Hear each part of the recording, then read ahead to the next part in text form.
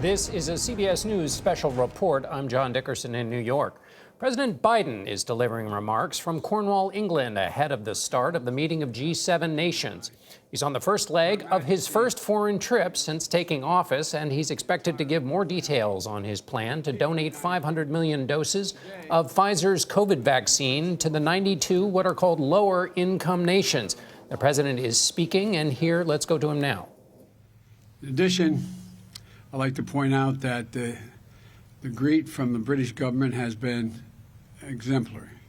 We've had a good first full day here in the UK. Prime Minister Johnson and I had a very productive meeting. We discharged and discussed a broad range of issues on which the United Kingdom and the United States are working in very close cooperation. We affirmed the special relationship, as is not said lightly, the special relationship between our people. And we renewed our commitment to defending the enduring democratic values that both our nations share, that are the strong foundation of our partnership.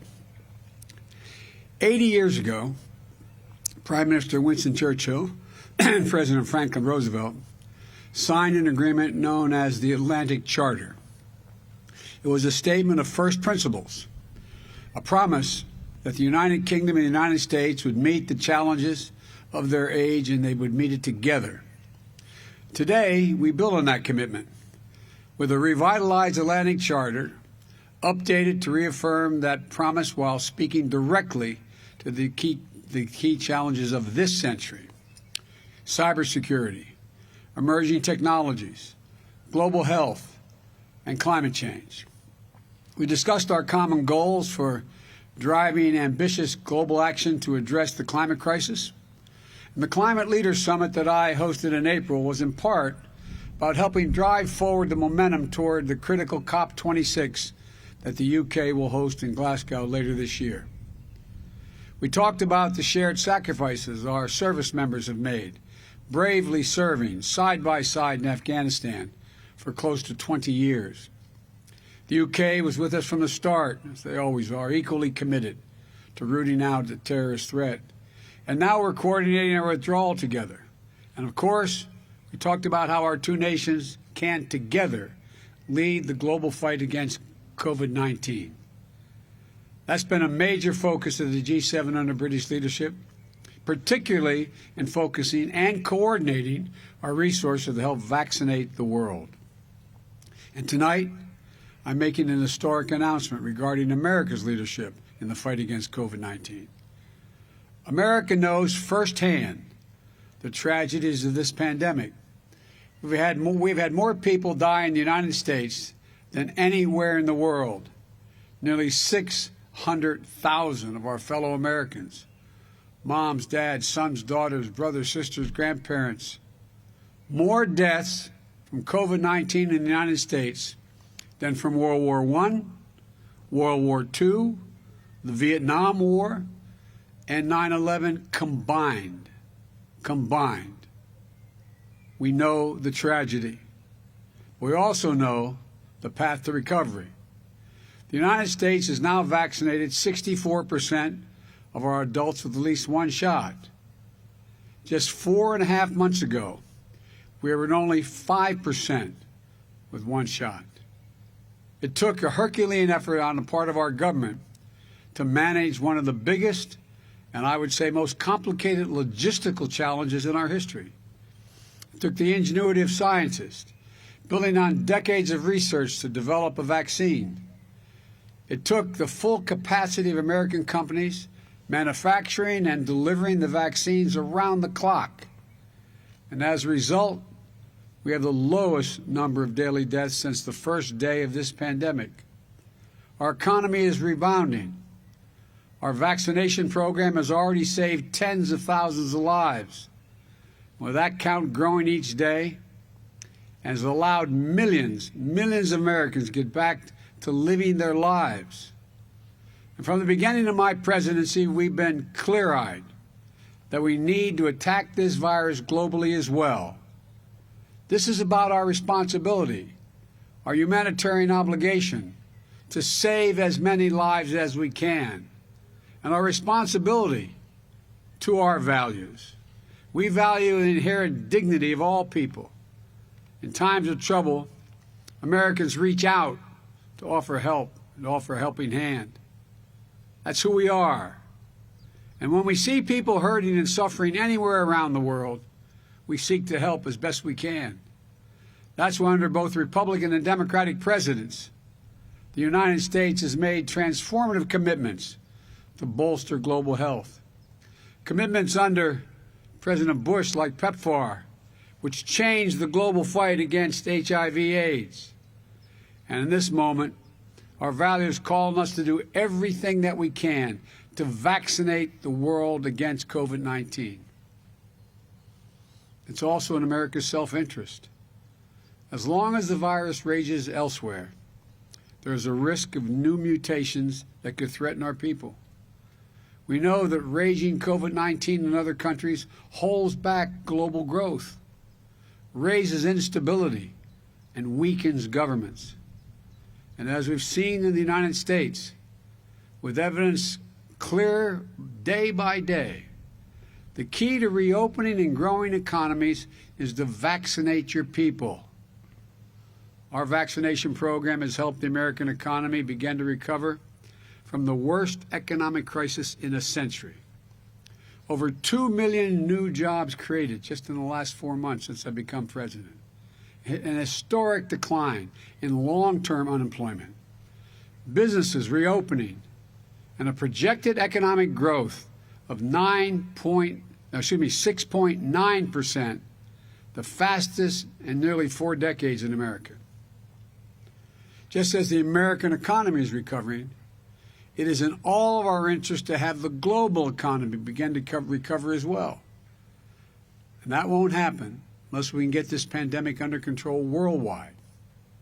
That's why, as I said in my address to the joint session of Congress in April, America will be the arsenal of vaccines in our fight against COVID-19, just as America was the arsenal of democracy during World War II. Over the past 4 months, we've taken a number of steps toward this historic effort. We have contributed more than any nation to COVAX, a collective global effort that is delivering COVID-19 vaccines across the world. We've supported manufacturing efforts abroad through our partnerships with Japan, India, and Australia, known as the Quad. We've shared doses with our neighbors, Canada and Mexico. And in addition, 3 weeks ago, with America's vaccines supply secured, and with confidence we have enough vaccines to cover every American who wants one, we announced that we would donate 80 million doses of our own vaccine in-house now to supply the world by the end of June. Many of these doses are shipping to countries around the world as we speak. And today, we're taking a major step that will supercharge the global fight against this pandemic. In my direction, the United States will purchase an additional 500 million doses from Pfizer vaccine, that will donate nearly 100 low and lower middle income countries. They will be the beneficiaries. Let me say that again. The United States will purchase 500 million doses of Pfizer's COVID-19 vaccine to donate to nearly 100 nations that are in dire need in the fight against this pandemic. That's a historic step, the largest single purchase and donation of COVID-19 vaccines by any single country ever. Importantly, this is the mRNA vaccine, which has proven to be extremely effective against COVID-19 and every known variant of that virus thus far. These 500 million vaccines will start to be shipped in August, as quickly as they roll off the manufacturing line. 200 million of these doses will be delivered this year, 2021, and 300 million more will be delivered in the first half of 2022. Let me be clear. Just as with the 80 million doses we previously announced, the United States is providing these 500,000 doses with no strings attached. Let me say it again, with no strings attached. Our vaccine donations don't include pressure for favors or potential concessions. We're doing this to save lives, to end this pandemic. That's it, period. I also want to thank Albert Bourla, Pfizer CEO and Chairman, for joining me today. We've gotten to know each other over the last few months. He and I and his entire team have he's really stepped up at this critical stage in our fight against the pandemic. And the plan is for 500 million doses that we'll be sending around the world to be produced in the United States, including at Pfizer's manufacturing plant in Kalamazoo, Michigan. 80 years ago, not too far from that plant in Kalamazoo, in the Detroit area, American workers built tanks and planes and vehicles that helped defeat the global threat of fascism in World War II. They built what became known as the arsenal of democracy. Now, a new generation of American men and women, working with today's latest technology, is going to build a new arsenal to defeat the current enemy of world peace, health, and stability, COVID-19. Albert was gracious enough to welcome me to Kalamazoo plant back in February. It's incredible, the ingenuity, the care, the safety that goes into every single dose as I toured the entire plant. Most of all, when you're there, you feel the pride of every worker there feels, how the pride they feel in what they're doing. I've been to a lot of plants. I'm a big union guy. I've been doing it my whole career. But you could see the looks on their faces. They were proud. I mean it sincerely, they were proud of what they were doing. They knew what they were doing. American workers will now produce vaccines to save lives of people in Africa, Asia, Latin America, and the Caribbean. People they will never meet and have never met. Places they've never visited and probably won't have an opportunity to. But lives saved all the same, thanks to American leadership, American workers, hard work, and values. Let me close with this. This is a monumental commitment by the American people. As I said, we're a nation full of people who step up at times of need to help our fellow human beings, both at home and abroad. We're not perfect, but we step up. Well, we're not alone in this endeavor. That's the point I want to make. We're going to help lead the world out of this pandemic, working alongside our global partners. Under the UK chairmanship of the G7, democracies of the world are poised to deliver as well. This U.S. contribution is the foundation for additional coordinated efforts to help vaccinate the world.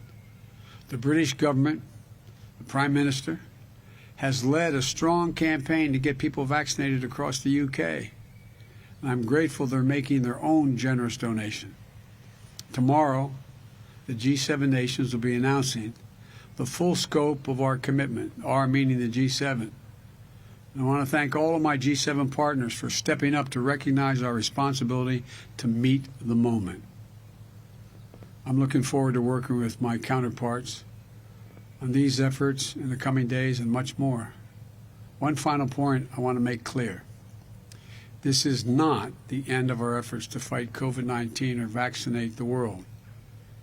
We have to turn manufactured doses into shots in arms to protect people and communities. That's why the United States is already providing hundreds of millions in funding to support last-minute vaccination efforts, including new funding from Congress as part of the American Rescue Plan, and working with programs in Latin America, Asia, and Africa. We're going to keep manufacturing doses, donating doses, getting jabs, as they say here in the UK, in arms, until the world has beaten this virus. I want to thank you all. Now I'd like to turn it over to my friend, the CEO and Chairman of Pfizer, Albert Bourla. Albert, it's all yours. And again, personally, thank you for stepping up. Thank you, Mr. President. Thank you very much. Thank you, Mr. President, and it is, of course, a great honor to be with you today for this historic announcement. As the G7 countries come together for this critical summit, the eyes of the world are on the leaders of these powerful nations to help solve the ongoing COVID-19 crisis. While great progress has been made in many developed nations, the world is now asking the G7 leaders to shoulder the responsibility to help vaccinate people in all countries. Mr. President, I know from our conversations that we agree that every man, woman, and child on the planet, regardless of financial condition, race, religion, or geography, deserve access to life-saving COVID-19 vaccines. And once again, the United States has answered the call. And we are grateful to you and your administration for your leadership in this front. Today, we are providing 500 million doses of the Pfizer-BioNTech vaccine to the world's poorest nations. This will significantly enhance our ability to meet our goal of providing 2 billion doses of the vaccine to low- and middle-income countries over the next 18 months. Thanks to the ingenuity of so many scientists and the dedication of so many manufacturing workers, today we can see clearly the light at the end of the tunnel. But we still have work to do. And I can assure you, Mr. President, that we will be relentless in pursuing more solutions to end the pandemic. Just this week, we began dosing participants aged 5 to 11 years old in a global phase 2-3 study. And as we speak, we continue our studies in pregnant women. We are also closely monitoring and addressing the emerging variants. We are testing our vaccine's response to newly arising variants, and we are coordinating with public health authorities around the world on surveillance efforts. So far, data show that none of the existing variant strains has escaped the protection provided by our vaccine. I repeat, none, not one. Still, we have built a process to develop within 100 days a new vaccine if needed, God forbid. Our scientists are also pursuing an oral treatment against COVID-19. Initial indications are promising, and if things go well, we could apply for approval before the end of this year. But I wanted to finish by coming back to the importance of your announcement today, Mr. President. In a pandemic, everyone is only as protected as their neighbors. Their neighbors down the street, as well as their global neighbors around the world. Today's announcement with the U.S. government gets us closer to our goal and significantly enhances our ability to save even more lives across the globe.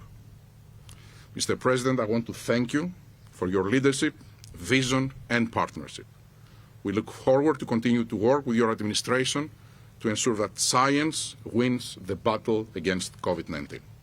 Thank you. Thank you. Mr. President, do you believe, Mr. President, do you believe your meeting with Putin can change his behavior in a way sanctions have not yet? Mr. President, did you warn Prime Minister Johnson? The president having questions shouted at him there, President Biden, as he, let's listen in case he gives an answer. Occasionally he does. President Biden speaking there with Albert Bourla, the CEO of Pfizer. The president announced that the United States and Pfizer would be donating 500 million doses to 92 what are called lower-income countries. The president also talked about how that was in America's national interest and also a part of America's values. I'd like to bring in Chief White House correspondent Nancy Cordes, who is traveling with the president. Nancy, the announcement today, it seems consistent with what the president has been telegraphing even since he was a candidate, which is the idea that America is back. How does this announcement meet what he's been talking about? Well, there's quite possibly no greater form of soft power in the world right now, John, than the distribution of vaccines. This is something that almost every country is looking for. And it isn't just the poorer nations that are going to be getting these vaccinations from the donation that the president announced. Every nation practically is looking for more vaccines. South Korea, for example, has only managed to vaccinate 6% of its population. So this decision to purchase this at the cost of $3.5 billion, 500 million vaccine doses, sends a message to the entire world that the U.S. wants to lead the global effort to combat COVID. And interestingly, the president said in his remarks that the U.S. can be an arsenal of vaccines just as it was an arsenal of democracy during World War II. So a return to the notion of the United States as the world's policeman and sometimes the world's benefactor. That's right. It was thick with World War II references. He also talked about the Atlantic Charter and renewing that with the United Kingdom, that also an 80-year-old agreement. And so the America being back, tending to its alliances, that's one part of the president's trip. But as we could hear from the shouted questions, he's got a meeting in less than a week with Vladimir Putin. The White House and the president seem to be sending kind of mixed signals. On the one hand, saying they want that relationship on more stable footing. On the other hand, talking about confrontation with Russia. How do you see those double messages? Exactly. In some ways, this president has been stepping up his tough talk in the past 24, 48 hours. He's well aware that there has been some criticism of the fact that he's even meeting with Vladimir Putin right now. There are critics who have questioned the timing and the wisdom of sitting down with the leader of a country that has been housing cyber criminals who have been hacking U.S. companies just in the past few weeks. So President Biden is looking to make it clear this is not going to be a friendly chit-chat. He said yesterday, I'm going to sit down with Mr. Putin and tell him what I want him to know. On the other hand, the White House doesn't want to antagonize Vladimir Putin right before the summit. So Mr. Biden is also saying that he's having this meeting because he wants to engender a more stable, more predictable relationship. And you're hearing that echoed by the White House aides that we speak to as well. They say they're not expecting any big deliverables out of this meeting. That's normally what you see when you've got a big summit like this. They're ready to announce big decisions at the end of it. This time they say that's probably not going to happen, that Mr. Biden just wants an opportunity to sit down face to face with the Russian president and express to him what the U.S. expects out of the relationship. All right, Nancy Cordes, no deliverables on Russia, but deliverables on the Pfizer vaccine. Thanks so much, Nancy, for being with us there with the president at Tregenna Castle, where the G7 is meeting. Let's bring in now Ed O'Keefe, who joins us now from Washington. Ed, the president has framed this trip in all of its many parts as a return to a kind of global position for the United States where it plays a leadership role across the world. You were just in Guatemala. Tell us how they view the Biden administration and this message of taking leadership in the world again. Yeah, and that was the beginning of the Biden administration's foreign policy week, if you will, with the vice president there for meetings with leaders in that country who are quite thrilled to hear that at least 500,000 doses are coming in the next few weeks from the United States directly, separate from this COVAX announcement. But I can tell you, having talked to people on the ground, having talked to health officials there's grave concern about how countries like Guatemala are going to be able to take in this contribution from the United States. For example, in a country of 17 million, only 3 freezer trucks that could conceivably hold the vaccine. So how do you quickly distribute it across the country? How do you train enough medical professionals to properly put those jabs in arms? That's a problem that's going to manifest itself across many of these lower income countries that are set to receive the doses. The other thing the president touched on that I think is quite true is the possibility that any delay in getting vaccine to these countries could cause political instability. If you're looking for some reason why the United States should be spending millions of dollars to distribute these vaccines, that certainly would be one. There will be real national security implications in parts of Latin America, Africa, Central Asia, if these vaccines don't get distributed quickly. But on the current timetable, they may not get into the arms of billions of people across the world until next spring. So it'll be interesting to see how that tracks and what the administration can do in the meantime. That's right. Being the arsenal of vaccines takes more than just having the vaccine. There's a lot more work ahead. Ed O'Keefe in Washington, thank you. Our coverage will continue on our streaming network, CBSN, your local news, and tonight on the CBS Evening News. This has been a CBS News special report. I'm John Dickerson, CBS News, New York. For news 24 hours a day, go to cbsnews.com.